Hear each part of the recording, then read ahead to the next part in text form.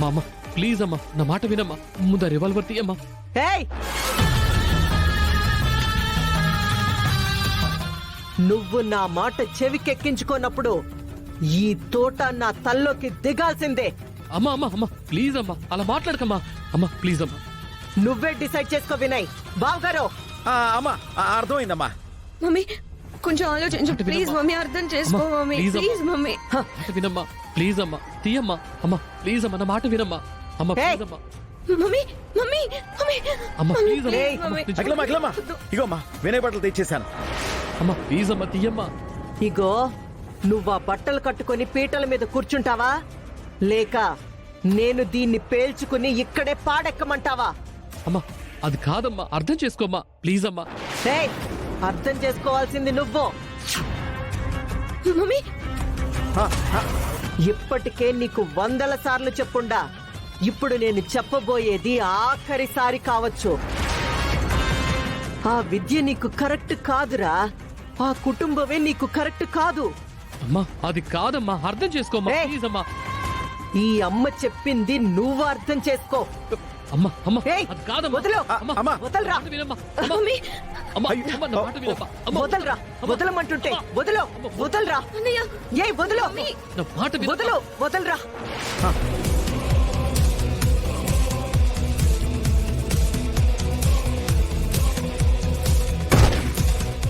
ఏయ్ వదలు.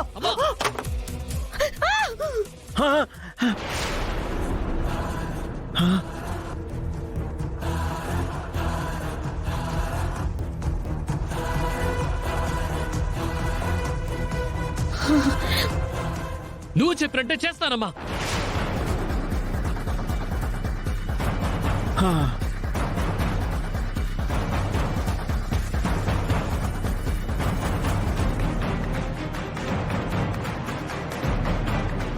మమ్మీ ఏంటి మమ్మీ అంత డేర్ చేసావ్? మనకు కావాల్సింది అవ్వాలనుకున్నప్పుడు కొన్నిసార్లు చెయ్యాలమ్మీ. ఆహా ఓహో నువ్వు సూపర్ అఖిలమ్మా. చిన్న బుల్లెట్ అడ్డు పెట్టుకొని వినయ్ బాబు నీ మాటకు అడ్డు చెప్పకుండా చేశావు. సూపర్ అంటే సూపరే.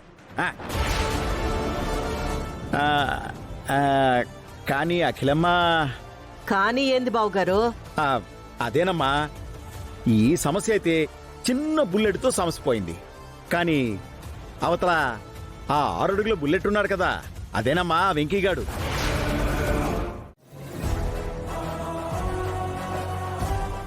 ఇది నీకు తప్ప మాకు మాట వినడం లేదు. వెళ్ళేటప్పుడు ఇది మళ్ళీ మొరాయించి మేము వాళ్ళ కారులో వెళ్లాల్సి వస్తే మాకు పరువు తక్కువ కదా బాబు.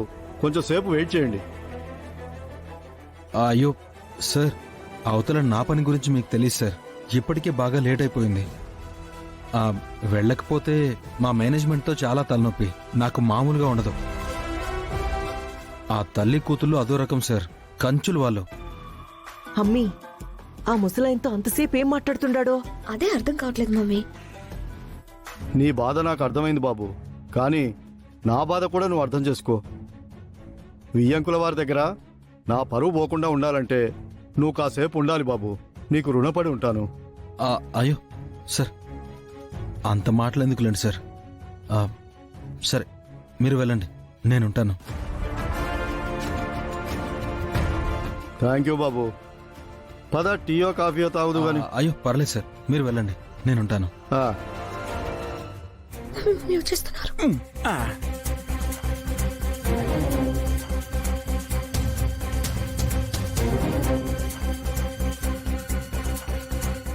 అయినా ఏంది బాబాయ్ గారు ఇంత లేట్ అయ్యుండాది? మధ్యలో మా వింటేజ్ కారు చిన్న ట్రబుల్ ఇచ్చిందమ్మా. ఆహా, అదిగో ఆ అబ్బాయి ఉన్నాడే, సూపర్ టాలెంటెడ్.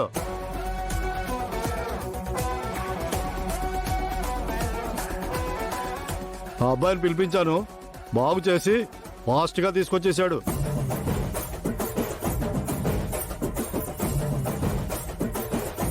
వెళ్ళేటప్పుడు కూడా ఏం అవసరం పడుతుందోనని ఆగమని చెప్పానమ్మా. పాపం వెయిట్ చేస్తానన్నాడు కుర్రోడు. ఆ అబ్బాయి మాత్రం వజ్రం అమ్మా. హా.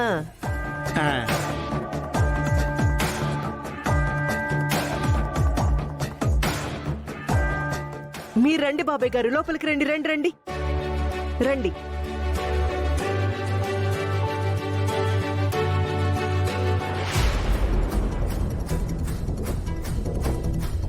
అమ్మా మ్యాగీ, ముసలాడు చెప్పింది విన్నావు కదా? వీళ్ళు వెళ్లే వరకు ఆ వెంకీగాడు అక్కడే ఉంటాడు. పొరపాటున గాని చూశాడంటే మన పని ప్లాన్ ఫైనల్ దాకా వచ్చి పాడైపోయినట్టే. అయ్యో పెద్దనా, వాడు బయటే కదా ఉన్నాడు, ఇబ్బంది ఏముంది? అవును, వాడు బయటే ఉన్నాడు.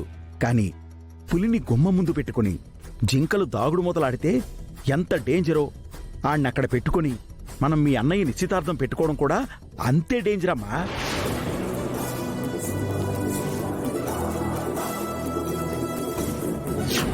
సరే సరే, నేను వస్తున్నాను. ఏమైంది మనోడా? ఫ్యాక్టరీలో చిన్న పని తాతయ్య, కంగారేం లేదులే. ఆ, సరే పెద్దనా, నాకు ఒక మంచి ఐడియా వచ్చింది. వాడిని ఇక్కడ నుంచి ఎంత సింపుల్ గా పంపించేస్తానో ఇప్పుడే చూడ. వాడికే ఫోన్ చేసిందేంటి? ఏం మాట్లాడుతుంది?